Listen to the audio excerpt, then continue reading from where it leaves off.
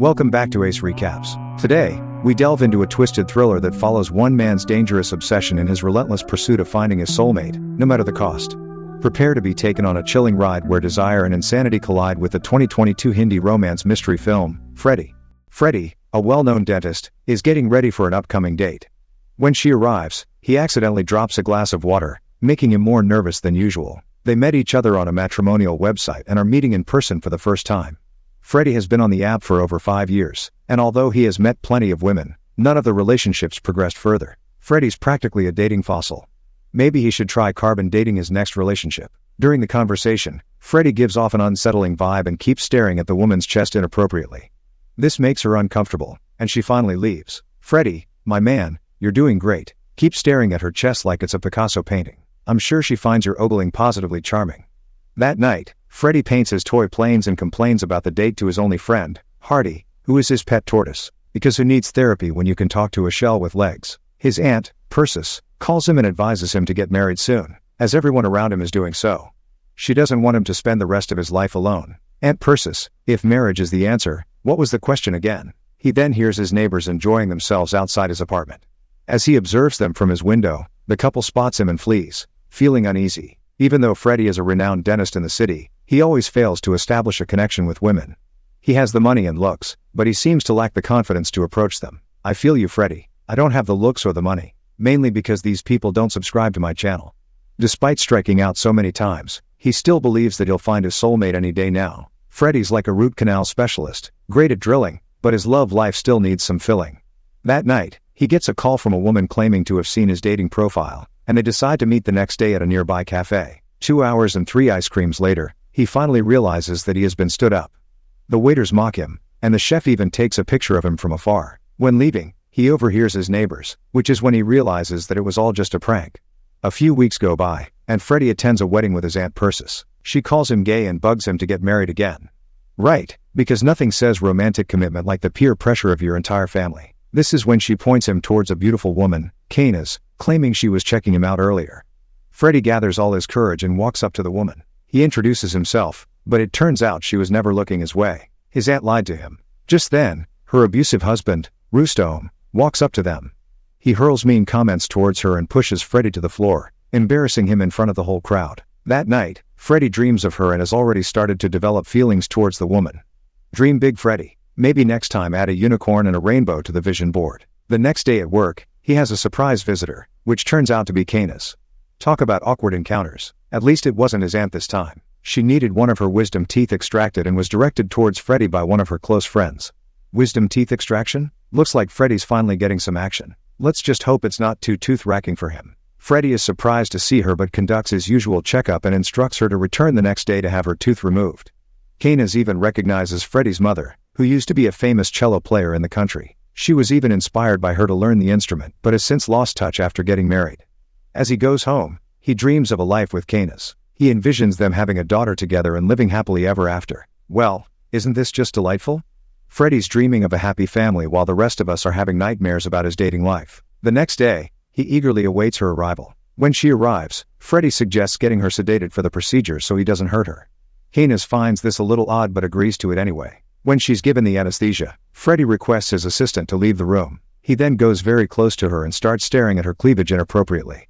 "Freddie, buddy, staring at her chest won't fill the cavities in your love life." At the last second, he changes his mind and simply tells her that he loves her. When Canis wakes up, Freddie prescribes some painkillers and asks her if she needs a ride home, but she refuses. Once she leaves, Freddie goes through her documents and finds out her address. He parks outside her apartment, hoping to catch a glimpse of his crush, because nothing screams romantic interest like a restraining order waiting to happen. Not creepy at all, Freddie. When Canis returns home, her husband gets angry because she hasn't prepared dinner yet. He starts abusing her verbally and physically, which upsets Freddie.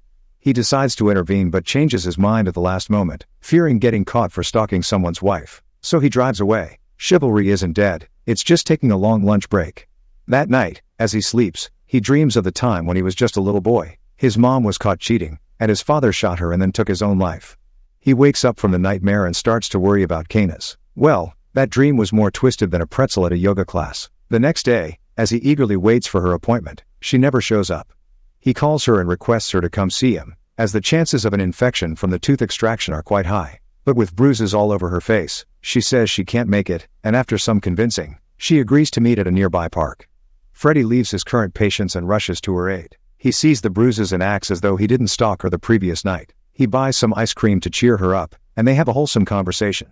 Candace claims that her husband Rustom owns a famous restaurant in the city, and he takes out the stress of running it on her. Ice cream fixes everything, right?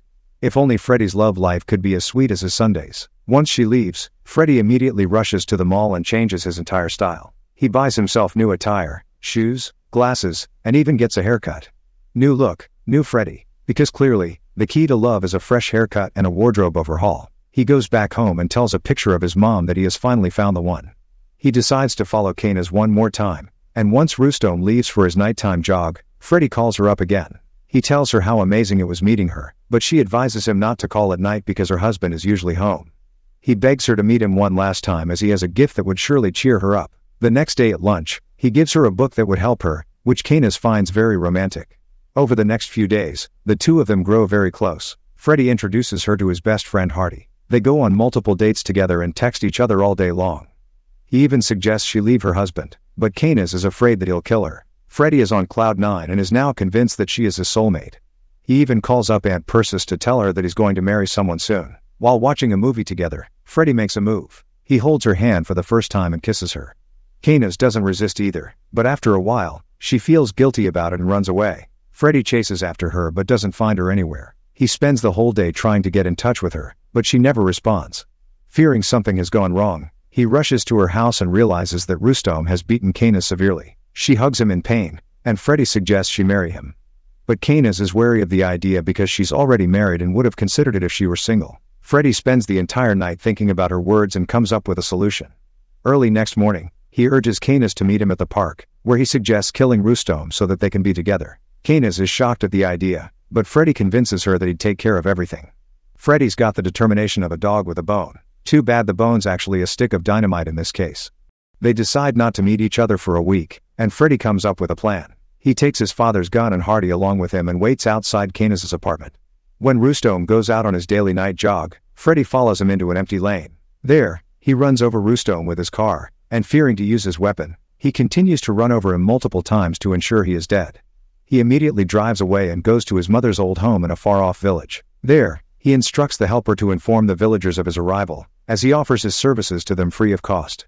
Freddie spends the entire night dancing and imagining his future life with the woman of his dreams. Over the next few days, he fixes his car and helps out all the villagers from his hometown. The police even decide to close the case, as no evidence could be found. On his drive back, Freddie pictures Candace making love to him, celebrating their freedom. When he finally arrives at her place and knocks on the door, it's Raymond, another man, who answers. Candace tells Freddie to leave immediately and that if he bothers them again, she'll tell the police that he killed Rustom.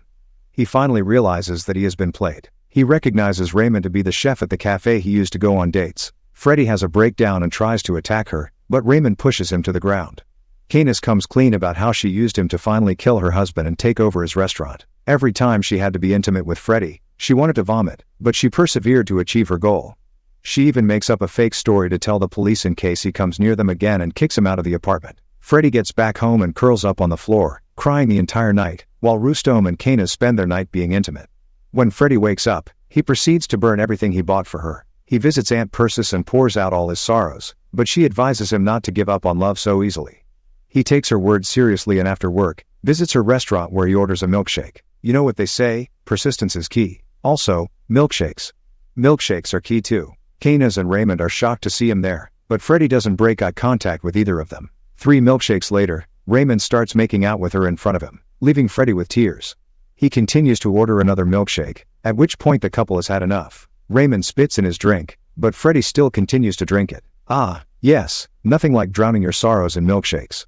Because who needs dignity when you have dairy? Freddie asks for an apology from Candace, but she just bursts out laughing. Raymond shows him all the pictures they took of him stalking Candace outside her apartment and threatens to go to the police.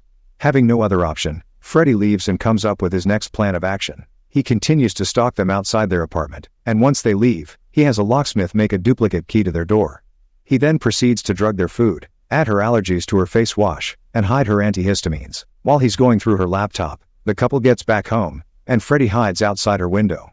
Raymond heats up their food, and Candace freshens up by using the face wash. The couple starts being intimate again, and listening to this, Freddie adds more of the drug to their food and leaves. That night, Freddie sneaks back into their apartment. He starts touching Kayna's inappropriately and unlocks her phone. He then sends himself a message, threatening him not to open his mouth about borrowing his car. This way, he has proof that he wasn't the one driving that night. He then unlocks Raymond's phone, and while deleting all his pictures, slaps him multiple times.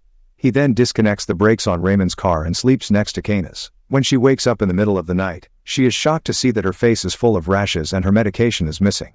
She, along with Raymond, rushes to the hospital. On the way, they realize that their brakes are not working, and Raymond tries his best to dodge oncoming traffic, but they still meet with an accident. They finally get to the hospital, and Kayna's gets her shot, but they find the events that took place to be a little suspicious. The next morning, Freddie comes up with another plan to mess with the couple. Kayna's gets a call from her restaurant, claiming that someone found a lizard in the food and has posted a negative review online. This has resulted in a massive backlash from their customers and the authorities shutting down the restaurant. Freddie uses this opportunity to sneak back into her apartment and using Raymond's laptop, posts a compromising picture of the couple on Facebook. Kayna's finally connects the dots and realizes that Freddie was behind this all along after confirming it with their staff. She decides to get back at him for all the pain he has caused them. As they get to Freddie's apartment, he sees them approaching and prepares himself to get punched in the face. When they get to his door, Freddie asks them for an apology, but Raymond proceeds to beat him severely. Just then, the police arrive, claiming that they received a complaint from the neighbors. Kayna's comes clean to them by blaming her husband's death on Freddie, and when they try to show them the proof, it's all missing. So the police don't believe them, as Freddie is a well-known doctor in the area, and warn them never to bother him again. Once they leave, Freddie has an evil smile on his face. Having had enough of this charade, Kayna's decides to teach him a lesson. When Freddie gets back home one night, he finds a bullet outside his door and his apartment completely trashed. When Freddie calls her up, he congratulates them on their win but tells them that he has left a venomous snake in their apartment. This freaks them out, and they look all over but don't find the snake anywhere, so they decide to stay at a hotel for the night. There, Kayna's realizes that Freddie hasn't figured out what they really did in his apartment. They call him up again and tell him that they stole Hardy, made a soup out of him, and had him for lunch. A soup made from Hardy? Well, that's one way to have your cake and eat it too. Or in this case, have your Hardy and eat him too. This breaks Freddie's heart. When he goes through the surveillance footage, he watches as Raymond leaves the house with Hardy. He looks all over for his dear friend and breaks down in tears. Kayna's realizes what they did was a bad idea, as he's going to come after them with everything he has, and the couple decides to finish him once off and for all. Early next morning, Freddie gathers all of Hardy's belongings and buries them in the park. He calls up his mother's housemate and asks him to leave for a week, as he'd be partying with some of his friends. He then goes up to a homeless man and pays him some money to go to the police and confess that he saw Freddie's car run over a man on the street. At the same time, a paranoid Kayna's is seen installing surveillance cameras in her apartment, and they even hire a snake catcher to look around their apartment, but he doesn't find anything, meaning Freddie was just toying with them. The police visit Freddie in his office, where he pretends to be frightened by the couple. The police offer him their protection, and Freddie tells them that the couple borrowed his car and ran over Roostone. He even shows them the text messages and the video of them stealing his beloved turtle as a threat. The police deduce from all this evidence that it was Kayna's behind her husband's death and summon her to the precinct for questioning. Freddie then leaves for his mother's house and calls up the couple, telling them that he came clean to the police. He tells them that all he needs is an apology, after which he'd set things straight with the authorities, and invites them to his house on the outskirts of the city. He also requests them to bring a suitcase along with them so that he can carry some stuff back home. The couple agrees and decides to finish him off once and for all. A few hours later, Kayna's and Raymond finally get to the house. Freddie invites them in and offers them a bottle of wine. As Kayna's apologizes for everything, a fight breaks out, and Freddie manages to tase both of them. Too little too late Kayna's. A few moments later, they wake up strapped to a dentist's chair. Well, look who's all tied up now. It's like a dentist's dream come true, two patients who can't argue back. Freddie tells them that they crossed a line by killing his best friend Hardy. Kayna's blames it all on Raymond and begs Freddie to let her go, as she still loves him. She tells him that they can spend the rest of their lives happily ever after. Freddie considers this and gives her his mother's cello on the condition that if she plays it, he'd set her free. She tries her best but fails miserably, proving that she was a liar from the very beginning, so Freddie straps her to the chair again. Back in the city, the police start investigating the case further, as the couple never showed up at the precinct.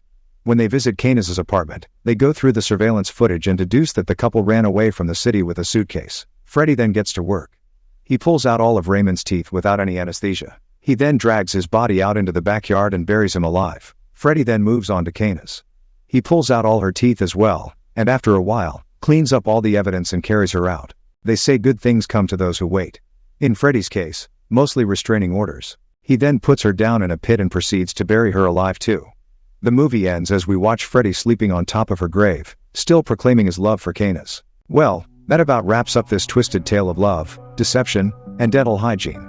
Who knew finding your soulmate could be so extracting? Remember folks, floss daily and don't let your romantic obsessions get too deep-rooted. This has been Ace Recaps. We'll see you next time when hopefully the only thing getting drilled is a cavity.